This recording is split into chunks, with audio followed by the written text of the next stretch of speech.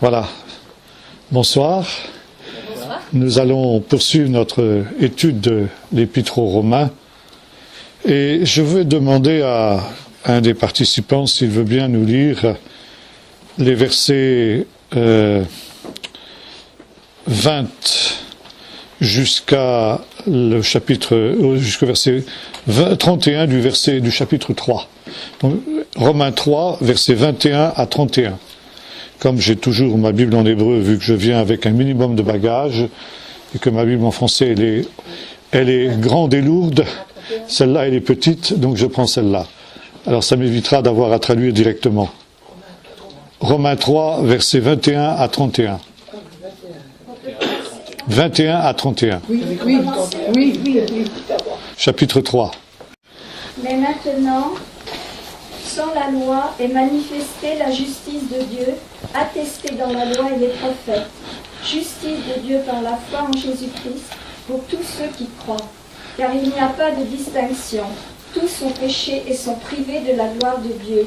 Et ils sont gratuitement justifiés par sa grâce, par le moyen de la rédemption qui est dans le Christ Jésus.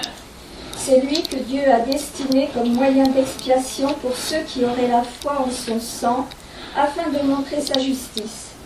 Parce qu'il avait laissé impunis les péchés commis auparavant au temps de sa patience. Il a voulu montrer sa justice dans le temps présent, de manière à être reconnu juste, tout en justifiant celui qui a la foi en Jésus. Où donc est le sujet de se glorifier? Il est exclu. Par quelle loi? Par la loi des œuvres? Non, mais par la loi de la foi. Car nous comptons que l'homme est justifié par la foi, sans les œuvres de la loi. Ou bien, Dieu est-il seulement le Dieu des Juifs? Ne l'est-il pas aussi des païens? Oui, il l'est aussi des païens, puisqu'il y a un seul Dieu qui justifiera, en vertu de la foi, les circoncis, et au moyen de la foi, les incirconcis. Est-ce que nous annulons ainsi la loi par la foi? Certes non. Au contraire, nous confirmons la loi. Nous avons ici un texte extrêmement important qui nous place d'emblée au cœur du débat qui est au centre, qui est un des centres en tout cas de l'Épître aux Romains, c'est-à-dire la place de la Torah. La dernière fois, nous avons vu que la Torah était une réalité éternelle et que, à partir du moment où l'on touchait à la Torah, on déclarait la Torah caduque, dépassée, alors on se situait dans un état d'opposition à la volonté de Dieu révélée, notamment dans le chapitre 18 du livre du Deutéronome. Et toute doctrine qui nie la validité et l'éternité de la Torah ne peut être qu'une doctrine erronée, une doctrine mensongère et par conséquent une fausse doctrine. Et le propos de Paul ici est assez paradoxal parce que d'un côté il a démontré que la Torah ne pouvait justifier personne. Elle ne pouvait pas forcément justifier le non-juif, puisque le non-juif n'avait pas de Torah. La situation, l'état, l'identité d'un non-juif, c'est justement qu'il est sans Torah. Et forcément, parce qu'il est sans Torah, on pourrait penser qu'il est aussi irresponsable devant Dieu. Or, Paul nous dit, il n'en est rien. Parce que, même si il n'a pas la révélation écrite de la Torah, le païen a une révélation, a deux révélations de la part de Dieu. Une première révélation dans la nature. Comme le dira le psalmiste, les cieux racontent la gloire de Dieu. Par conséquent, dit l'apôtre Paul, n'ayant pas glorifié le Seigneur comme Dieu, ils sont inexcusables. Ils ont changé la gloire du Dieu incorruptible par des images corruptibles. Et là, Paul reprend disons, l'apologétique qui était celle des pharisiens de son temps, les païens étaient des pécheurs, et notamment, ils étaient pécheurs sur deux plans. D'abord sur le plan de l'idolâtrie, qui était le péché majeur des païens, et évidemment, dans l'Antiquité, ce péché des nations, il était évident partout. Vous vous souvenez quand Paul était à Athènes, dans le livre des Actes, il nous est dit que son esprit s'irritait à la vue de cette ville remplie d'idoles. Bon. Ça, c'était le péché majeur des païens. Et Paul montre que de ce péché-là, les païens sont inexcusables. Et puis, il y a une deuxième révélation qui est dans le cœur du païen, c'est non pas une loi universelle morale, mais un sens inné du bien et du mal, quelles que soient les réalités que les différents peuples mettent sous ce vocable. Et notamment, la loi morale par rapport à tout ce qui est conduite sexuelle.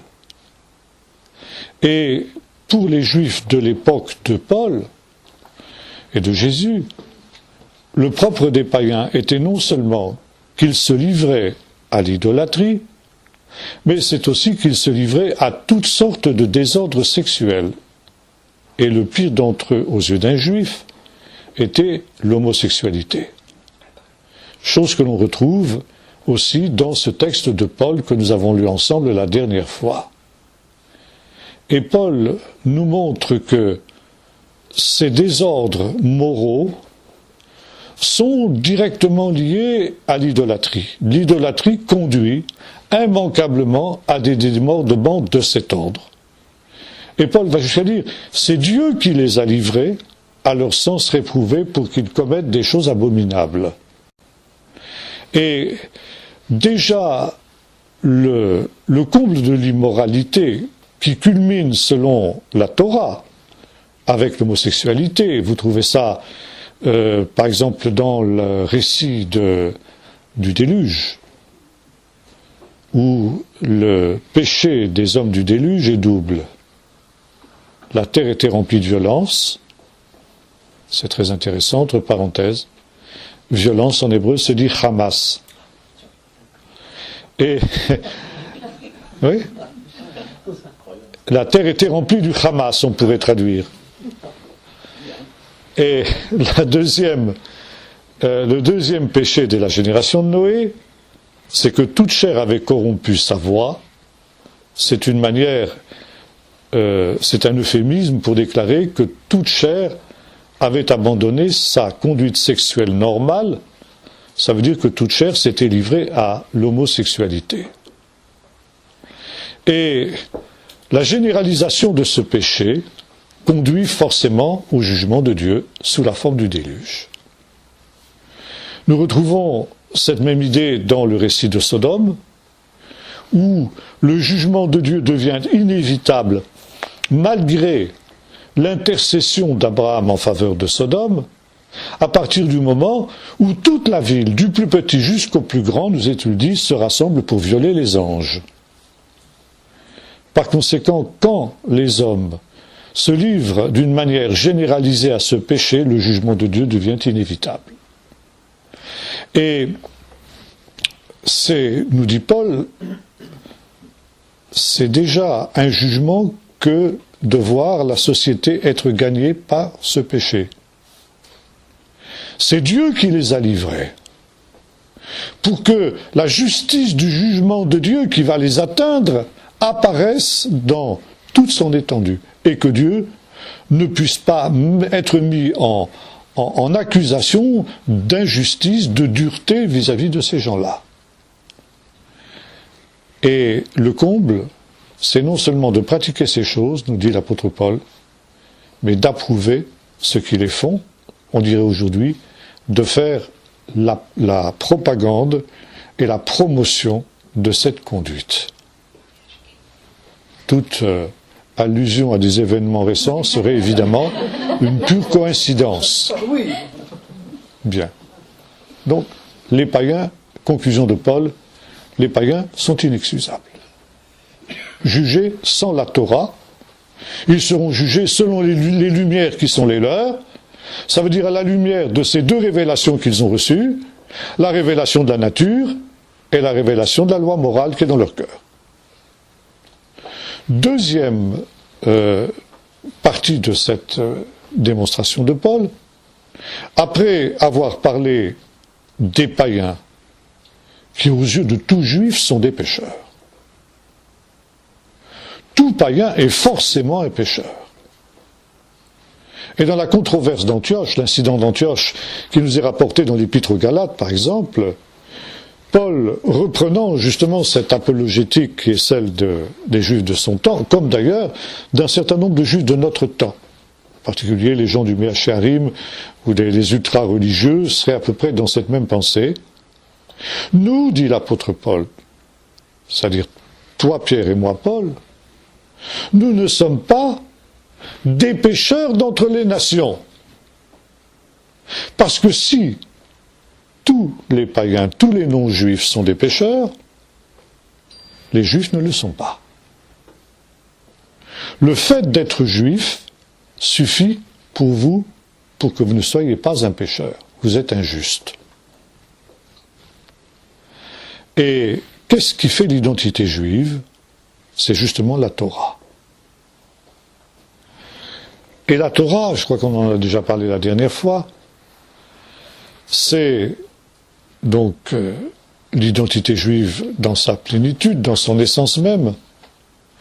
Mais on ne fait pas de différence dans le judaïsme, et chez Paul non plus d'ailleurs, dans le Nouveau Testament non plus, comme on a l'habitude de le faire depuis Calvin, notamment dans le monde protestant, entre loi cérémonielle et loi morale.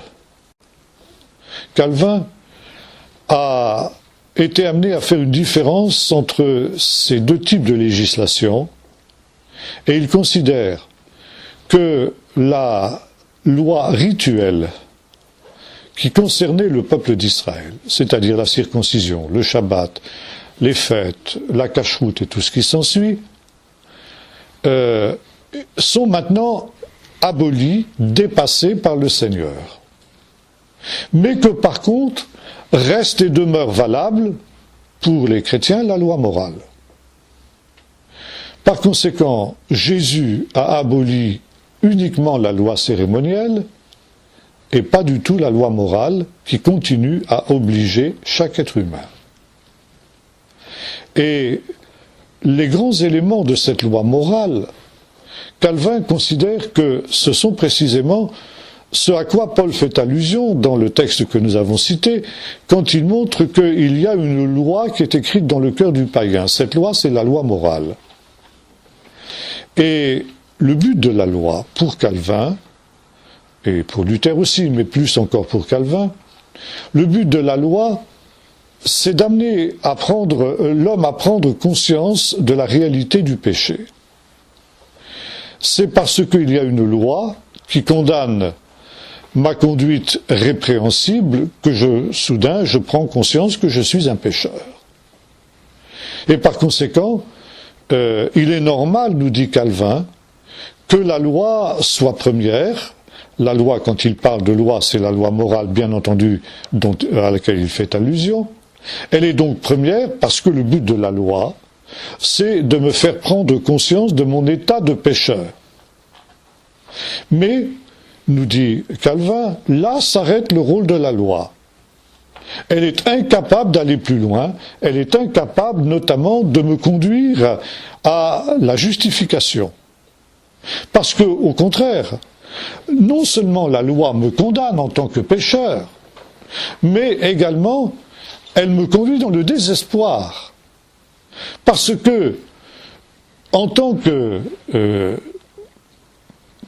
chrétien, disons, ou païen, pas encore chrétien, disons, mais un païen qui commence à s'approcher de la Bible, je prends conscience par la loi de mon péché, et je prends aussi conscience par elle de mon incapacité à me sauver moi-même.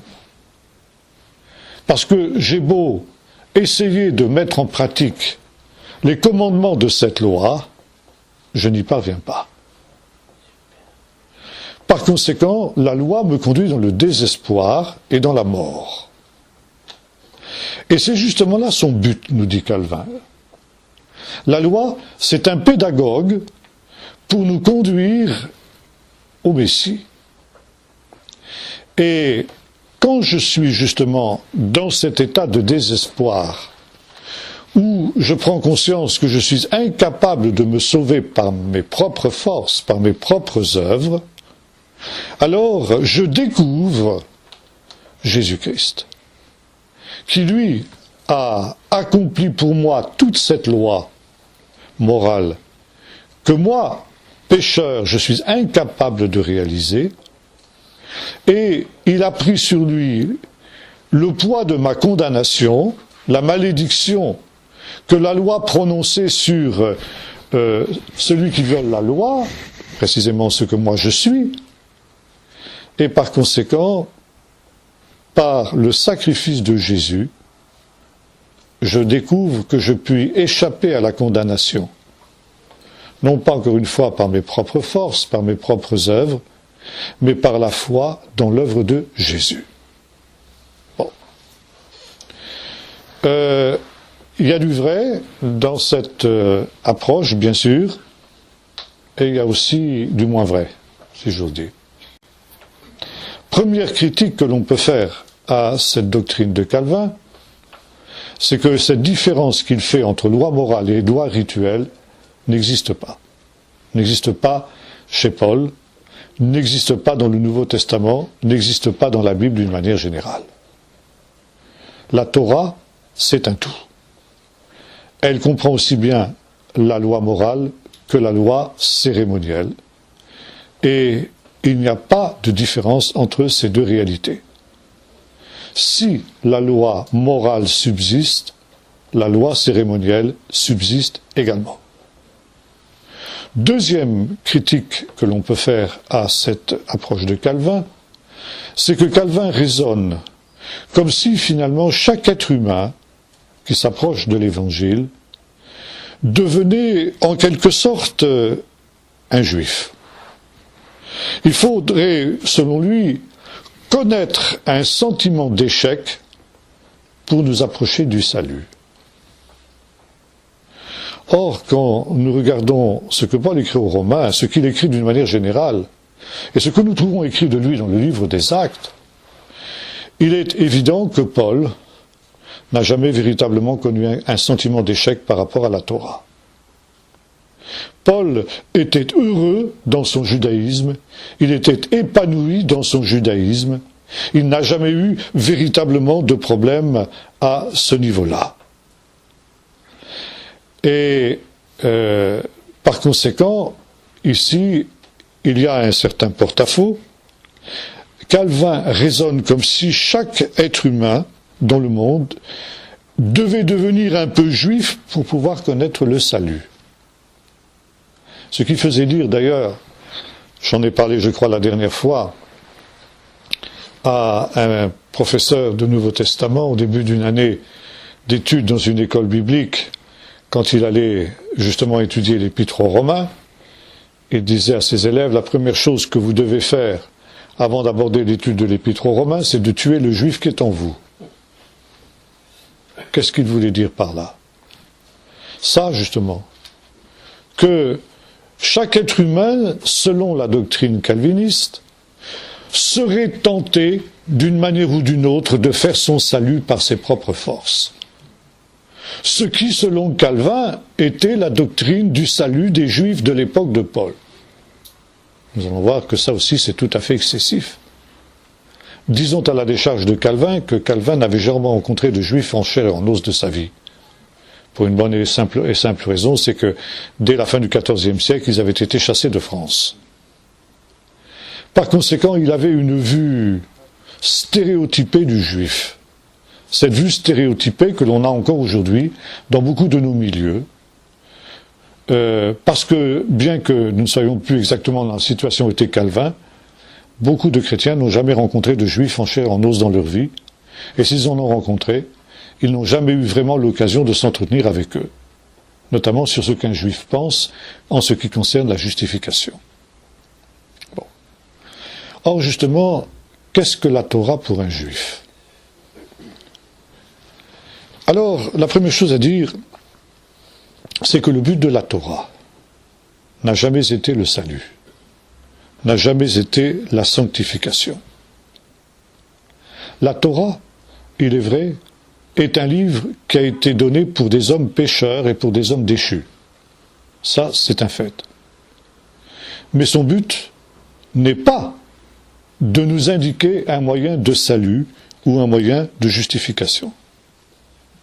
La Torah commence par nous révéler la sainteté de Dieu et le standard, la mesure de sa justice. Et son but, que ce soit dans ce qu'elle a, dans la législation que Calvin appelait morale ou la législation de type cérémoniel, le but, c'est de réguler la conduite du peuple d'Israël dans tous les domaines de son existence.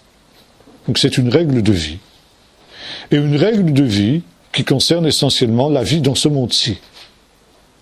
Il est très intéressant de noter que vous ne trouvez pratiquement pas, ou très rarement en tout cas, dans la Torah, d'allusion à la vie future, d'allusion au salut, disons, au-delà de la vie présente. L'essentiel, je dirais 99,9% des enseignements de la Torah concernent la vie sur la terre. Et finalement, le résultat du choix que l'homme est amené à faire entre la voie, le chemin de la vie et le chemin de la mort, c'est que s'il met en pratique les commandements de la Torah, il va réussir dans cette vie. S'il ne le fait pas, il va connaître l'échec dans cette vie. Par conséquent, il y a fort peu d'allusions dans la Torah à la vie future. Outre la conduite donc dans les deux différents domaines de la vie quotidienne, si j'ose dire, la Torah nous montre aussi un chemin d'adoration, de culte, personnel et collectif. Et c'est notamment le cas pour tout ce qui est la description du tabernacle, du code lévitique, avec les sacrifices, et tout ce qui s'ensuit, qui était finalement une manière collective d'adorer Dieu. Un autre but de la Torah, c'est de forger l'identité du peuple d'Israël. Et la Torah précise ce que Dieu attend de spécifique pour le peuple d'Israël. Par exemple, le juif ne doit pas se couper la barbe. Le juif doit manger, s'abstenir d'un certain nombre d'aliments. Le juif doit être circoncis, etc. Ce sont des règles qui ont pour but de faire l'identité juive et par conséquent de distinguer le juif du non-juif. Elle est donc un moyen de séparation entre juifs et non-juifs. Et ce n'est que beaucoup plus tard que l'on fera de la Torah donc un moyen par lequel on peut obtenir le salut, parce qu'il est vrai que c'est une question qui se pose. Mais dans la Torah elle-même, cette réponse, comment l'homme peut-il être juste devant Dieu, n'est pas quelque chose qui est tout à fait clair. Et c'est quelque chose qui reste que dans un flou. Notamment, il y a cette idée que Paul va reprendre dans la Torah, que l'être humain, face à la sainteté de Dieu, est un pécheur. Non pas parce qu'il ne parviendra pas à mettre en pratique les commandements de la Torah, ça aussi, mais d'abord et essentiellement parce que son péché, c'est quelque chose qui lui colle à la peau, si j'ose dire. C'est quelque chose qu'il hérite de la nature déchue de ses propres parents. Et par conséquent, il a besoin de la grâce et du pardon de Dieu. Et voyez-vous, l'idée que l'on trouve chez Marcion, on en a parlé la dernière fois, Marcion, cet hérétique du IIe siècle, qui a séparé ce qu'il a appelé, il a été le premier à appeler Ancien Testament et Nouveau Testament, et de faire une différence entre le Dieu de l'Ancien Testament, Dieu colérique, jaloux, cruel à la limite, par opposition au Dieu bon, miséricordieux, compatissant, qui serait le Dieu du Nouveau Testament, donc Jésus-Christ, eh bien, c'est quelque chose qui ne tient pas. Par exemple, dans le psaume 147, verset 1er, vous avez cette affirmation « N'entre pas en jugement avec ton serviteur, car nul être humain n'est juste devant toi. » Voilà. L'homme de l'Israël ancien, de l'Israël du premier temple, est parfaitement conscient qu'il ne peut pas être juste devant Dieu. Et que Dieu, pour ce faire, doit obligatoirement faire preuve de grâce, de miséricorde et de support. C'est aussi de cette manière que Dieu se révèle à Moïse, non pas dans le buisson ardent, mais dans la fameuse épisode où Moïse va entrer dans la caverne après l'affaire du veau d'or. C'est ce qu'on appelle, dans la tradition juive, les 13 attributs de Dieu. Parce que quand Dieu va passer devant Moïse, il va proclamer 7 des attributs de Dieu. 13, pardon, des attributs de Dieu. L'Éternel, l'Éternel, lent à la colère, riche en miséricorde et en compassion. Donc voyez-vous, nous avons bel et bien là le même Dieu que le Dieu du Nouveau Testament. Et la question donc qui se pose est celle-ci, si effectivement l'homme ne peut pas être juste devant Dieu, eh bien comment peut-il être sauvé?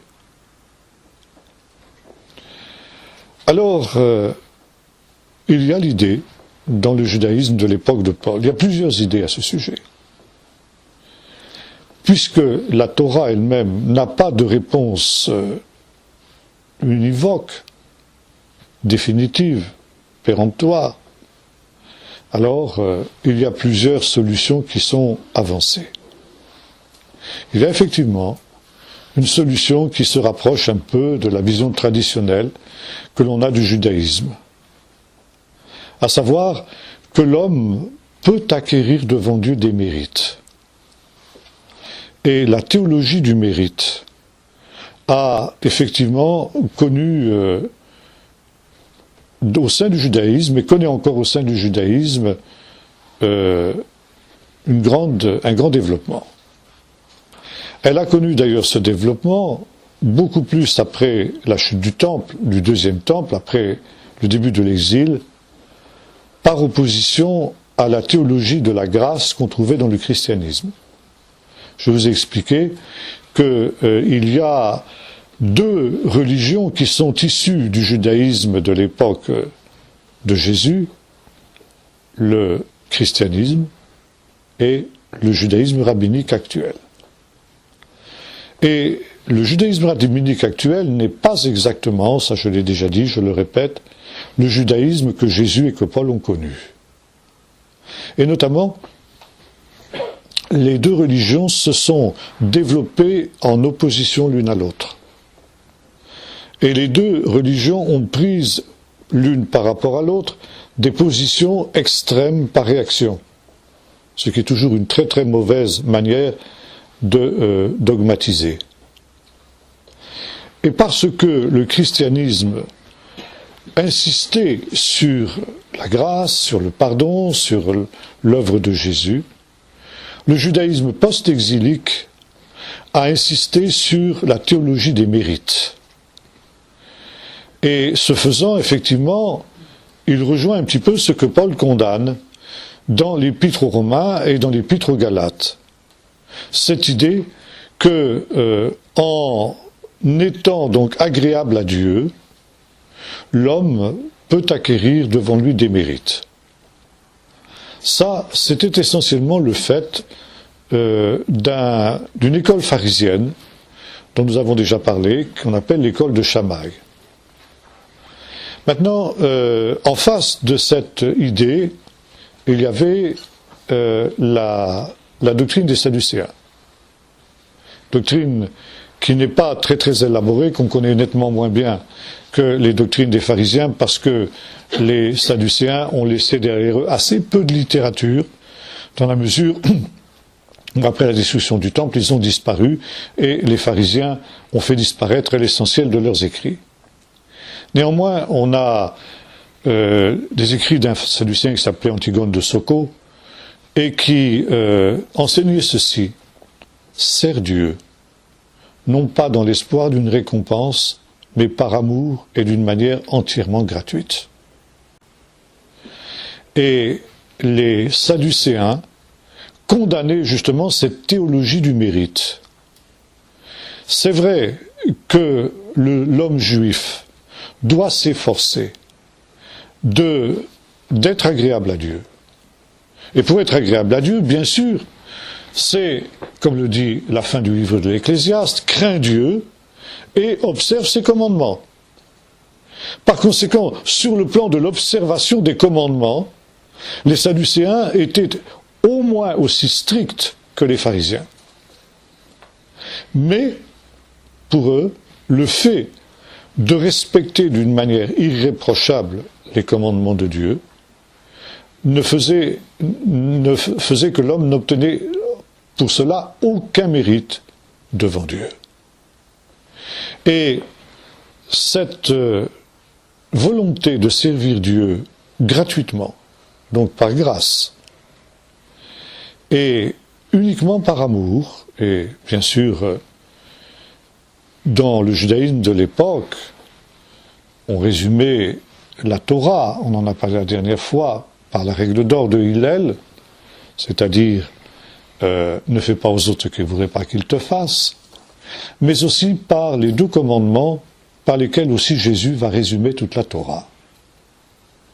Aime Dieu de tout ton cœur et ton prochain comme toi-même. Vous vous souvenez de cet épisode de l'Évangile, quand un docteur de la loi demande à Jésus quels sont les 2 plus grands commandements.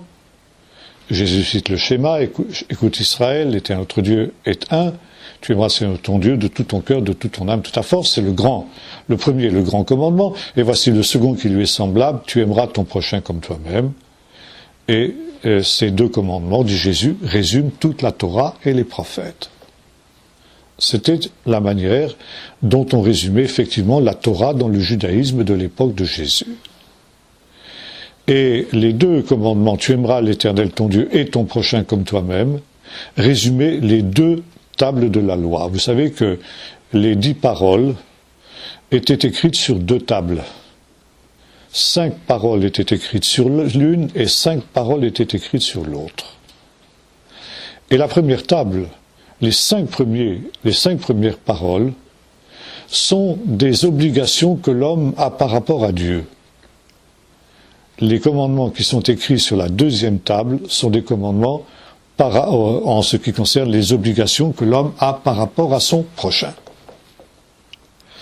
Et par conséquent, on résumait ces 2 tables par le commandement d'amour que l'on considère, nous, comme étant une innovation chrétienne. Ce n'est pas une innovation chrétienne. C'est le judaïsme lui-même qui résumait toute sa Torah de cette manière. Aimer Dieu, c'est donc mettre en pratique les 5 premiers commandements de la première table, les obligations vis-à-vis de Dieu, et aime ton prochain, ça résumait les obligations de la 2e table: tu ne tueras pas, tu ne commettras pas de vol, tu ne commettras pas d'adultère, etc. Par conséquent, aimer c'était effectivement mettre en pratique la Torah. Et ce qu'il y avait de plus élevé dans le judaïsme de l'époque, c'était justement d'accomplir la Torah, non pas par devoir, mais par amour. Et là aussi, c'est quelque chose que nous ne connaissons pas du judaïsme. Nous pensons que ça, c'est quelque chose qui est spécifiquement chrétien, qui est une innovation de l'Évangile, et notamment une innovation de Jésus. Que contrairement aux chrétiens, qui s'efforcent de servir Dieu par amour, le juif le faisait par devoir, par obligation. Alors, je ne dis pas qu'il n'y avait pas certains juifs qui le faisaient par obligation. D'ailleurs, en ce qui nous concerne nous-mêmes, est-ce qu'il n'y a pas des moments où nous le faisons plus par obligation que par amour? Il est vrai, et c'est saint Augustin qui a dit ça, vous savez, dans une parole qui a été très très mal comprise, il a un peu repris cette idée en disant « aime et fais ce que tu voudras ». On en conclut un peu légèrement que, à partir de ce moment-là, on peut faire n'importe quoi. Mais c'est pas du tout comme ça que saint Augustin a compris ce qu'il voulait dire. Il a simplement voulu dire ceci: quand tu es rempli de l'amour de Dieu, quand cet amour de Dieu est répandu dans ton cœur par le Saint-Esprit, tu vas faire spontanément ce que la Torah demande. Évidemment, tu n'auras pas d'autre Dieu que le Dieu d'Israël. Tu vas pas prendre son nom en vain, tu vas pas blasphémer contre Dieu, etc. Si tu as ce même amour vis-à-vis de ton prochain, tu vas pas chercher à le tuer, tu vas pas lui chercher à lui prendre sa femme, tu vas pas chercher à le voler, tu vas pas chercher à le tromper. Tu fais spontanément ce que la Torah demande. Mais qui d'entre nous peut prétendre qu'il est toujours rempli de l'amour de Dieu? Pas moi en tout cas. Et quand, justement, nous ne sommes pas remplis de l'amour de Dieu, Dieu soit béni pour le commandement. Parce que là, nous avons un point de repère qui nous montre ce que Dieu attend de nous. Et c'est ça le but de la Torah. Et de fait, le but de la Torah, c'est que nous servions Dieu par amour et non pas pour acquérir des mérites.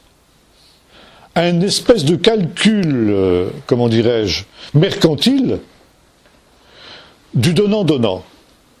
Seigneur, je te donne ça puisque tu attends ça, et toi, tu me payes en retour par des bénédictions, par des exaucements de prière, et, à terme, évidemment, par le salut.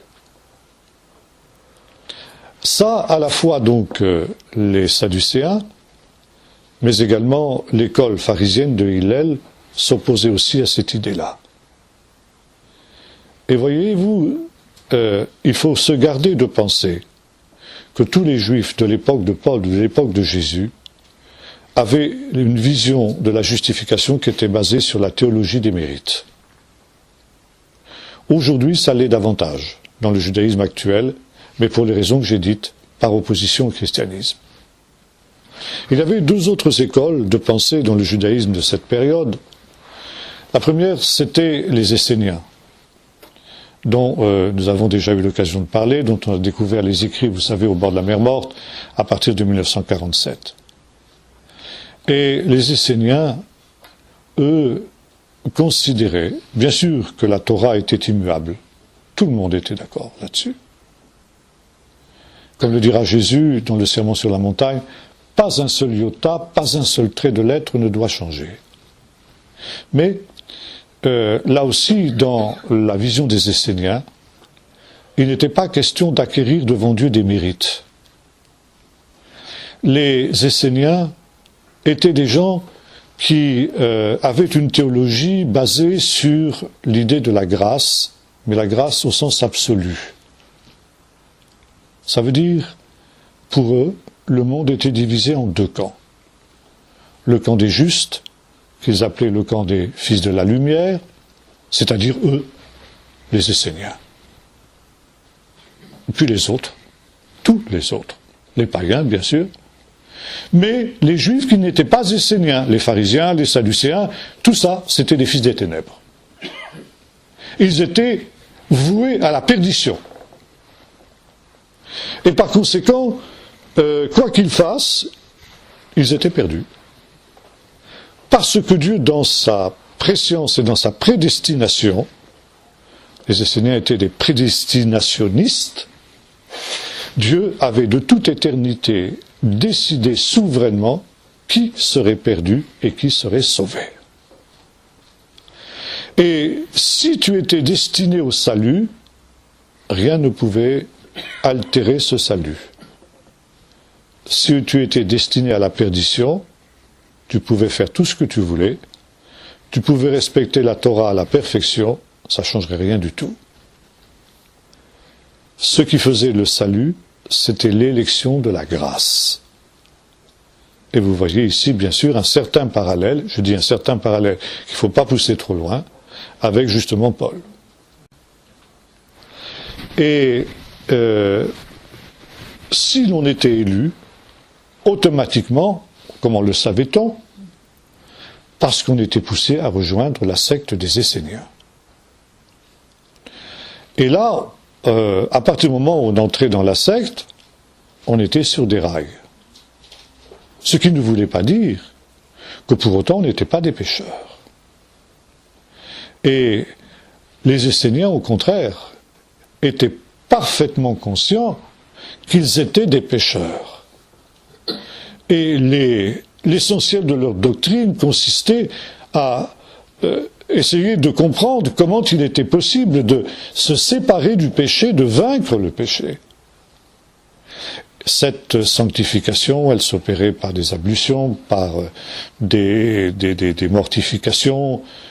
Bon, ils avaient une tendance ascétique que certains moines ne désavoueraient pas. Mais ces œuvres ascétiques ne procuraient à celui qui les pratiquait absolument aucun mérite. C'était tout simplement la manière juste et normale de vivre quand on faisait partie du nombre des élus. On était élus pour l'éternité.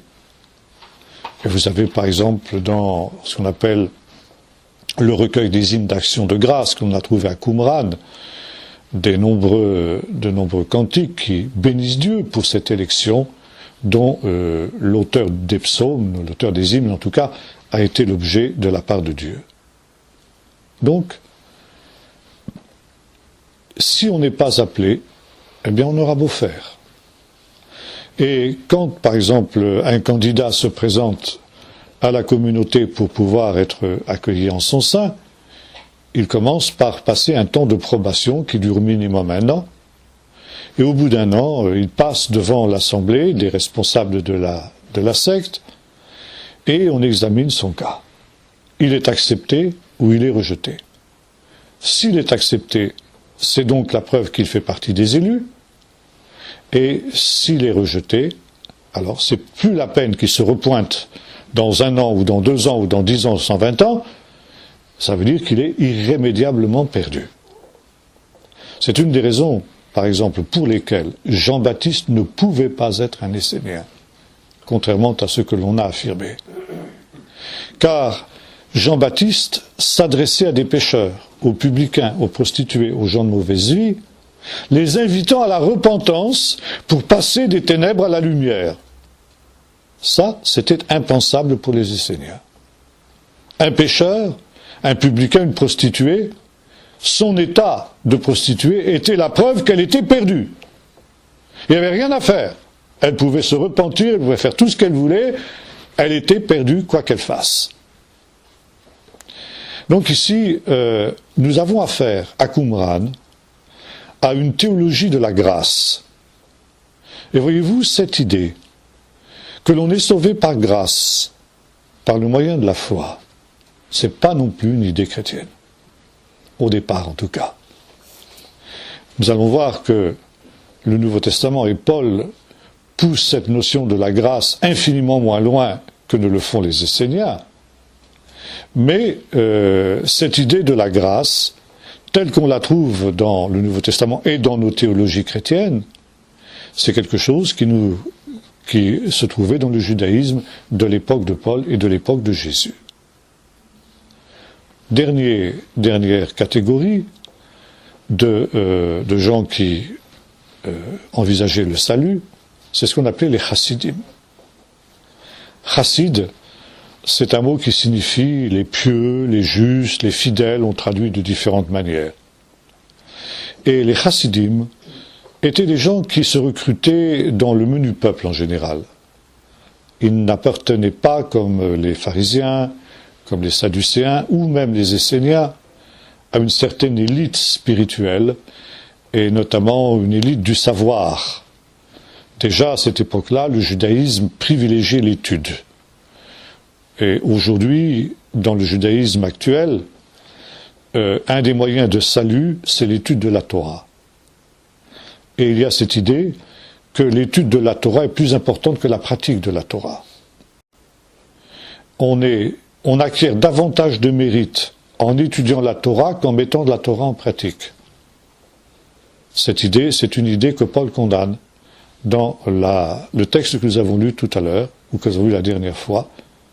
Toi qui te donnes le nom de juif, qui prétend être la lumière des aveugles, etc., toi qui connais le jugement de Dieu sur ceux qui volent, tu voles. Toi qui connais le jugement de Dieu sur ceux qui pratiquent l'adultère, tu commets l'adultère. Et tu t'imagines que tu vas échapper au jugement de Dieu. L'étude ne suffit pas. Jésus ne s'inscrivait pas dans cette idée que l'étude était essentielle. Ça ne veut pas dire qu'il négligeait l'étude. Mais ce qui était le plus important, vous le savez, souvent ça revient dans les paroles de Jésus, celui qui écoute les paroles que je dis et qui les met en pratique. Jésus s'inscrivait exactement dans le contrepoint total de cette affirmation. Ce n'est pas l'étude qui sauve, c'est la mise en pratique de la parole, de ce que l'on a appris, de ce que l'on a reçu de Dieu. C'est ça la chose importante. Dieu n'attend pas que nous étudions pour ensuite vivre à notre guise, mais pour que, ayant étudié, nous puissions mettre en pratique ce qui a été ce que nous avons compris, ce que nous avons reçu de la part de Dieu. Bon. Donc, les chassidim, eux, étaient des gens qui s'inscrivaient dans cette lignée-là. Ce qui était important, c'était ce qu'ils appelaient derer haaretz, c'est-à-dire la voie de la terre. Comment être agréable à Dieu et aux hommes dans la vie courante. Et les chassidim étaient des gens qui privilégiaient essentiellement une relation personnelle avec Dieu, une communion avec Dieu. Si on peut prendre cette comparaison, mais elle est très, très, très, comment dirais-je, approximative, elle est très schématique, il ne faut pas la pousser trop loin, c'était des sortes de charismatiques. Ça veut dire des gens qui, effectivement, faisaient preuve, en tout cas, essayaient d'obtenir une relation personnelle avec Dieu, une communion personnelle avec Dieu. Et justement, qu'est-ce qui permettait d'obtenir cette relation avec Dieu? Comment pouvait-on devenir l'ami de Dieu, en quelque sorte? Comment pouvait-on devenir fils de Dieu? C'était une expression qu'ils employaient. Et les chassidim étaient des gens qui, dans leur relation avec Dieu, faisaient preuve d'une très grande liberté. Et souvent, ils appelaient Dieu Abba, Père. Vous retrouvez cette expression chez Paul. C'est quelque chose qu'on trouve dans le judaïsme aussi. Et beaucoup de prières commencent encore aujourd'hui par cette expression Avinu Sheba Shamayim, notre Père qui est aux cieux, comme vous le trouvez dans la prière du Notre Père. Mais ce qui était spécifique au chassidim, c'est que la communauté d'Israël dit Notre Père, tandis que le chassid disait Mon Père. Encore une fois, une relation personnelle avec Dieu. Et pour pouvoir obtenir cette relation personnelle avec Dieu, il fallait évidemment mettre en pratique les commandements de la Torah. C'était comme ça que l'on était agréable à Dieu et que Dieu, par conséquent, pouvait se révéler à vous.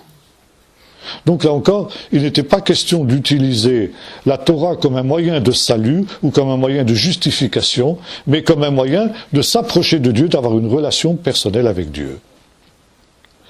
Et de fait, les chassidim étaient des gens qui avaient, une certaine dimension charismatique. C'est, par exemple, ce que vous trouvez dans ce qu'on appelle l'évangile de l'enfance, selon Luc en particulier, où il est question, dans le chapitre 1er, les premiers versets de l'évangile de Luc, de Zacharie et Élisabeth, il nous est dit « Tous deux étaient justes et pieux et respectaient les commandements du Seigneur d'une manière irréprochable. » Juste et pieux, ça, si vous retraduisez en hébreu, ça vous donne Sadikim ve Chassidim.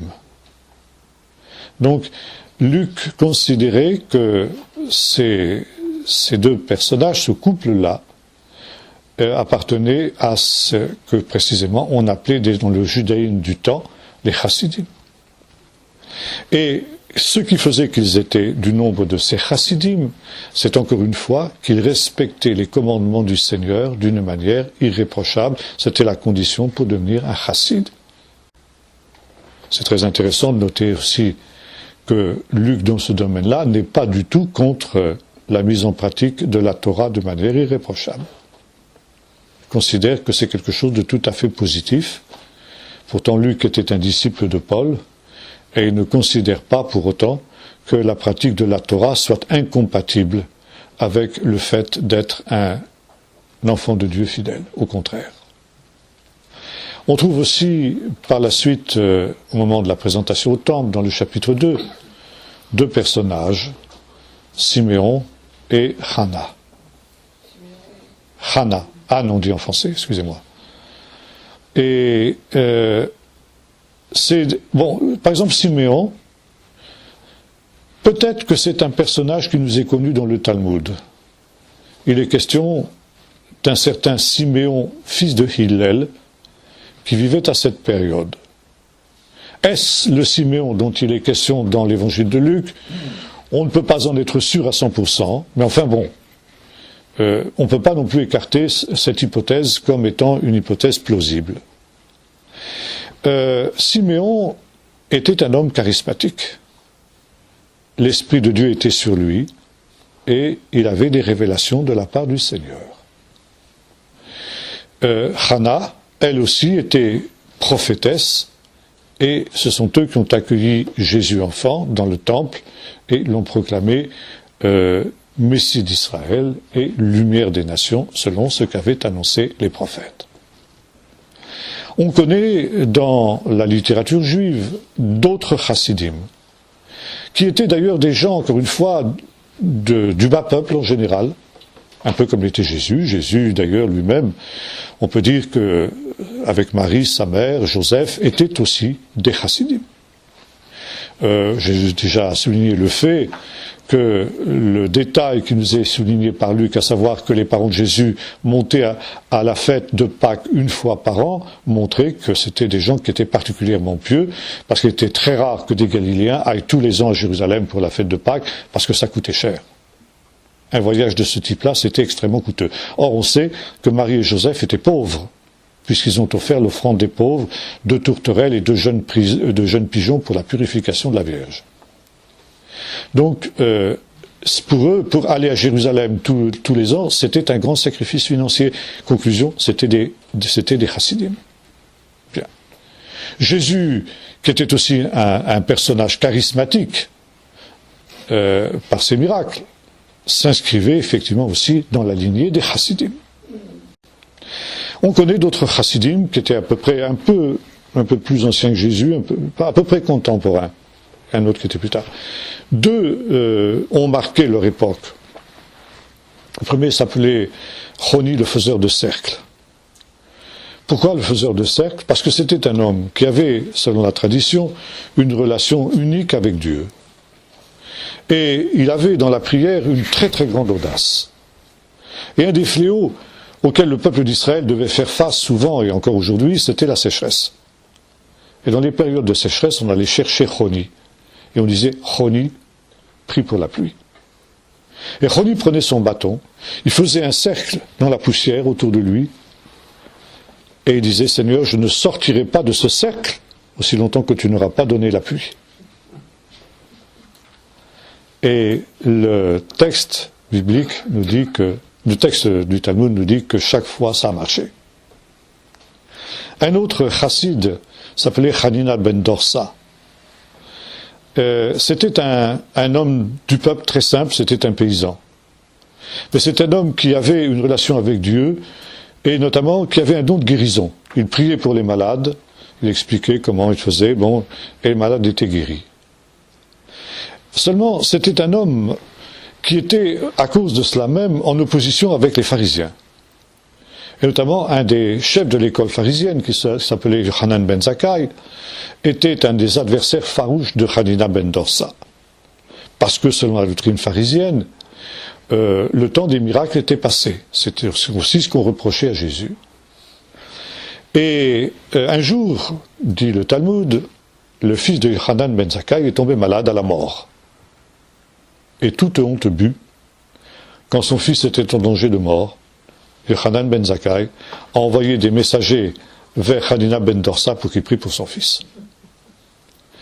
Et Hanina était en train de travailler avec ses bœufs dans son champ, et soudain il est rentré chez lui. Il a dit à sa femme, nous allons prier pour le fils de Yochanan ben Zakkai, le Seigneur vient de me révéler qu'il est malade à la mort.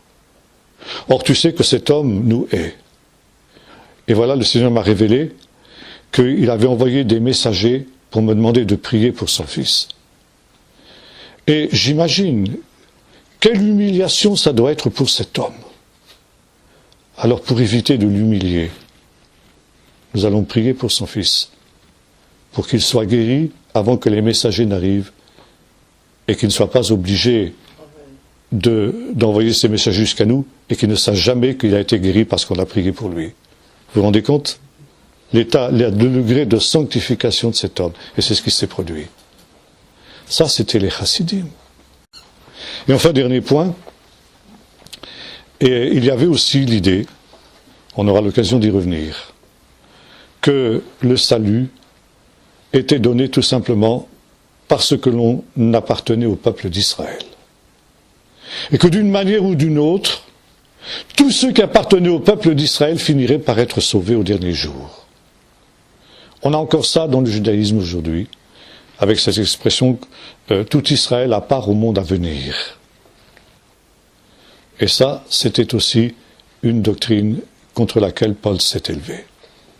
Voilà, j'ai résumé ce soir toutes les différentes doctrines qu'il y avait quant au salut à l'époque de Paul. C'est important de le connaître pour bien comprendre justement ce que Paul dit dans les épîtres aux Romains et dans l'épître aux Galates.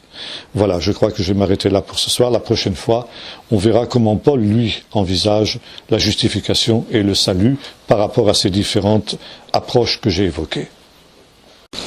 Il me semble que vous avez dit, à propos de la théologie de la grâce, à combat à propos des Esséniens, la théologie de la grâce sauvée par la foi. Donc il n'est pas proprement chrétien, mais c'était vraiment ça que vous avez dit, sauvé par la foi ? Oui, par la foi dans la grâce de Dieu. La foi dans l'élection qui était la leur. Vous voyez ? Bien sûr, il n'y avait pas de foi en Jésus comme sauveur, ça c'est clair. Mais, disons, il y avait déjà, si vous voulez, on peut dire que dans le judaïsme de l'époque de Jésus, il y avait déjà des éléments de l'évangile, quoi. Vous voyez, c'est ça. Que finalement, l'évangile n'est pas né dans un vacuum, mais que, disons, Jésus et Paul avaient à leur disposition tous les éléments qui devaient faire le noyau dur de la doctrine chrétienne. Voilà ce qu'on peut dire.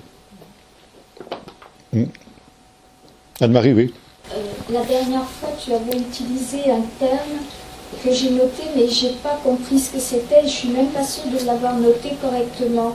C'était quelque chose qui ressemblait à multitudoniste. Comment ? C'est ce que tu nous as... Enfin, moi j'ai noté ça avec 2 points d'interrogation, mais comme je n'ai pas pu poser la question... Répète ça. Moi j'ai noté multidoniste. Et c'était quand tu avais parlé du reste d'Israël et le noyau de l'Église. À multitudinisme peut-être. Alors, Multitudinisme, oui. C'est-à-dire que c'est l'idée qu'on trouve après Constantin, que l'Église se confond avec la société civile. Et que, par exemple, il suffisait de naître dans l'Empire romain pour être chrétien. Et ensuite, cette notion a perduré dans l'Europe après la dislocation de l'Empire romain. On était chrétien parce qu'on naissait dans un pays chrétien. Et la sanction de cette christianisation, c'était le baptême de l'enfant.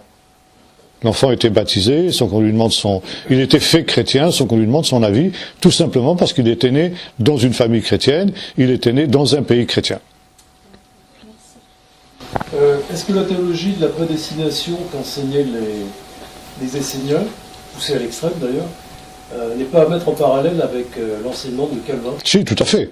Vous trouvez ça, bien sûr, vous trouvez ça avec Saint-Augustin, déjà, vous retrouvez ça avec les réformateurs, Luther et Calvin l'a poussé encore plus loin, et vous retrouvez ça avec les jansénistes, 17e, donc en milieu catholique.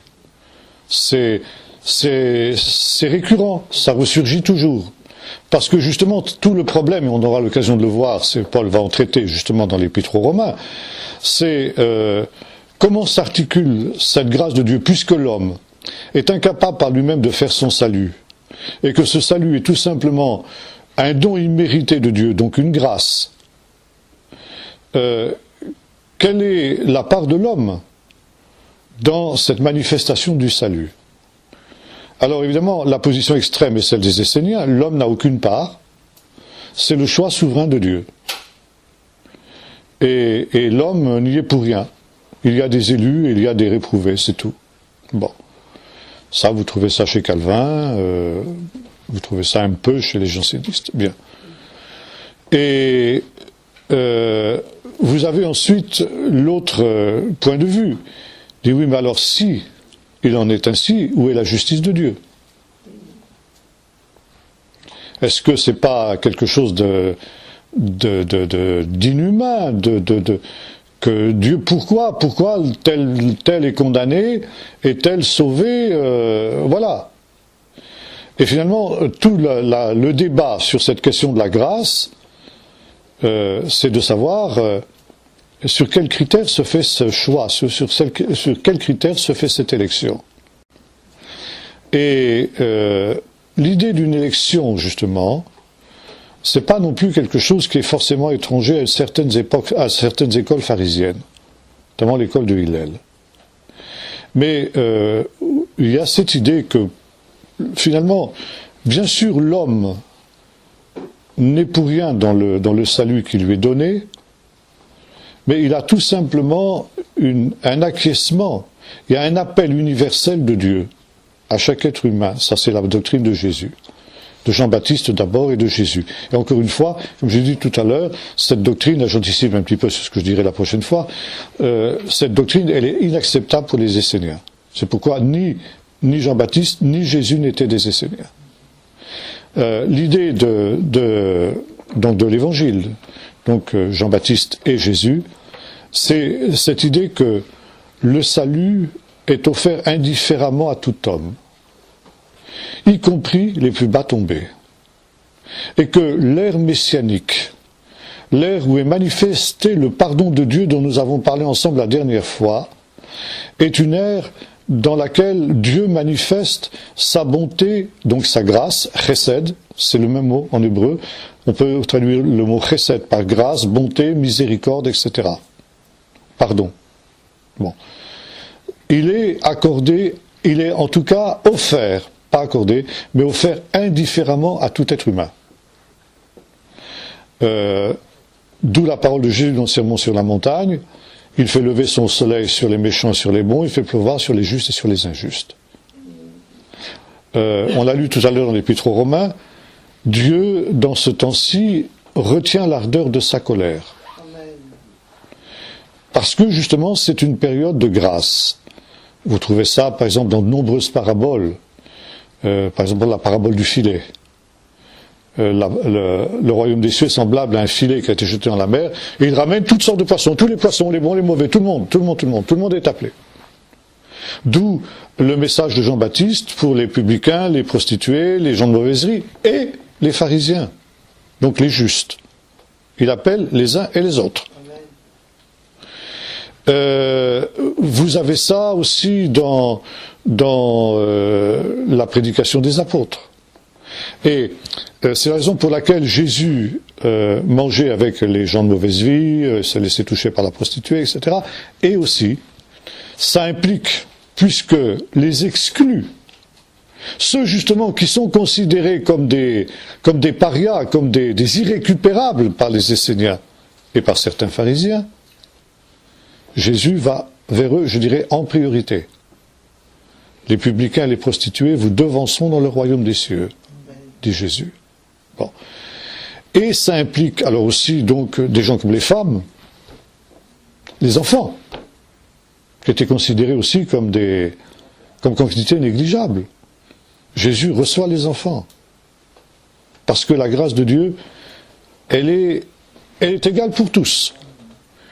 Et ce qui est scandaleux pour les pharisiens, dans l'enseignement de Jésus, c'est que Jésus rend nulle toute dignité humaine.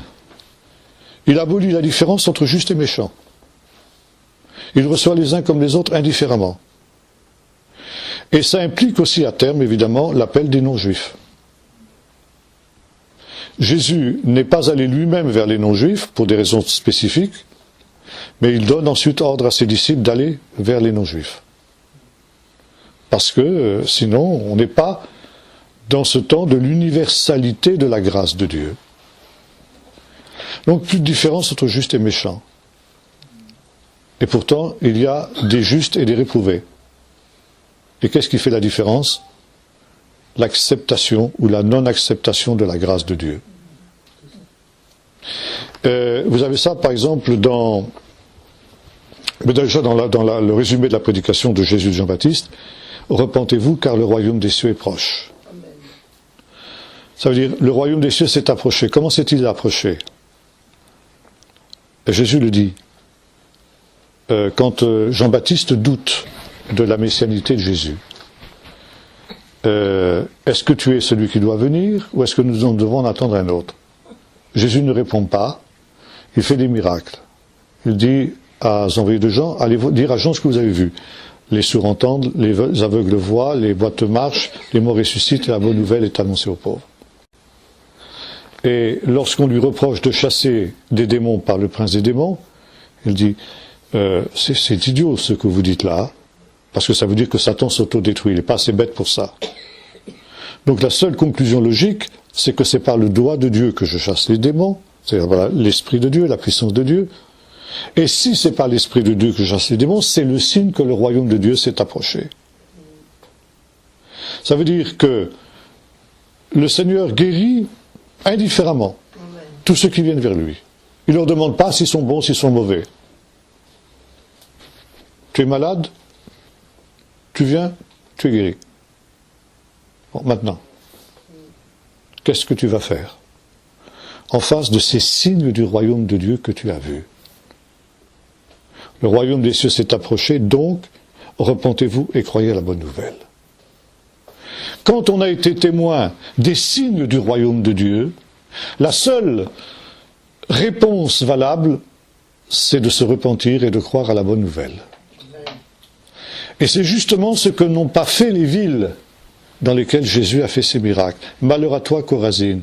Malheur à toi, Bethsaïda, car si les miracles qui avaient été faits au milieu de toi l'avaient été dans Tyr et dans Sidon, il y a longtemps qu'elles se seraient repenties. C'est pourquoi au jour du jugement, Tyr et Sidon seront jugés moins rigoureusement que toi. Et toi, Capernaum, tu seras élevé jusqu'au séjour des morts. Non, tu seras baissé jusqu'au ciel, non, tu seras baissé jusqu'au séjour des morts. Et Jésus dit, les gens de Ninive se lèveront avec les gens de cette génération et la condamneront parce qu'ils ont cru à la prédication de Jonas, qui n'a pourtant pas fait de miracle. Et il y a si plus que Jonas. La reine du Midi se lèvera au temps de la fin avec les gens de cette génération et ils la condamneront. parce qu'elle est venue jusqu'aux des extrémités de la terre pour voir la sagesse de Salomon. Il est ici plus que Salomon. Vous voyez, c'est ça.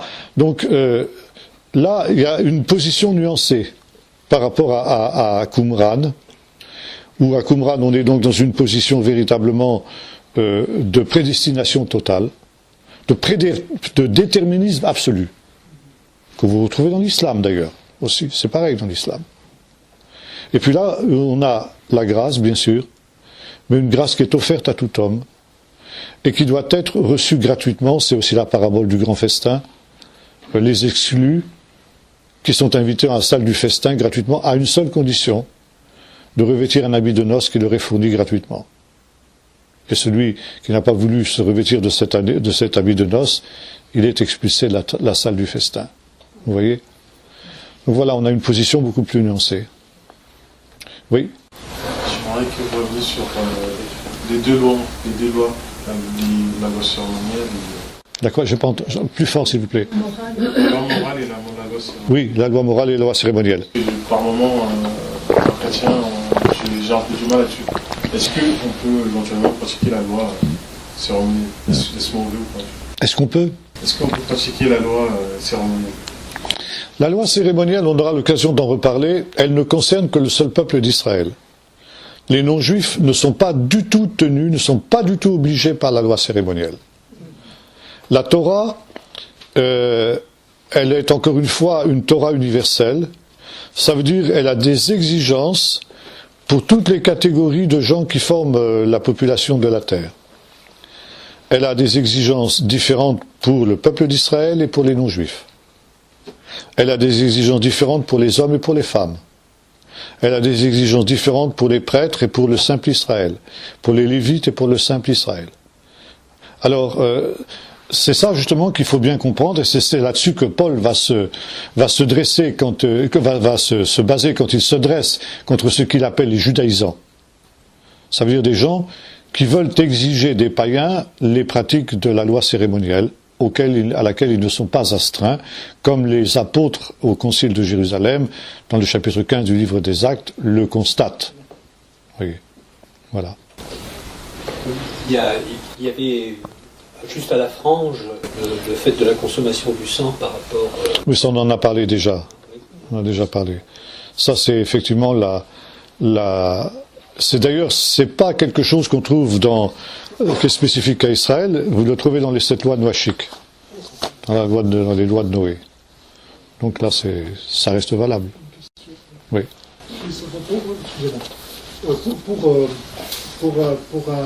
Pour quelqu'un qui pratiquait dans le temple, quelqu'un qui pratiquait la voie de Dieu et qui pratiquait ça correctement, qui avait le salut, et quelle était son espérance après? Il avait la vie éternelle, il allait au paradis. J'en ai parlé la dernière fois, il espérait la manifestation du pardon de Dieu au dernier jour, et par conséquent la résurrection des morts. Et la résurrection des morts. Ouais. Pas tant, si vous voulez, en premier temps, en tout cas, ce qu'on a appelé dans la théologie chrétienne l'enfer et le paradis, que le fait effectivement de participer à la résurrection des morts. Ça, c'était la grande espérance du peuple d'Israël. Vous trouvez ça aussi dans le livre des Actes. Oui. Et vous trouvez ça encore aujourd'hui dans le judaïsme.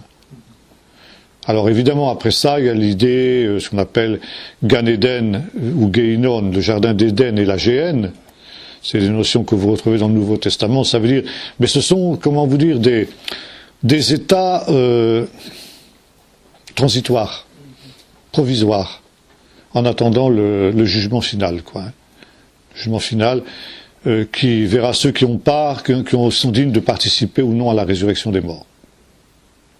Mais ces résurrections des morts, ils vont dans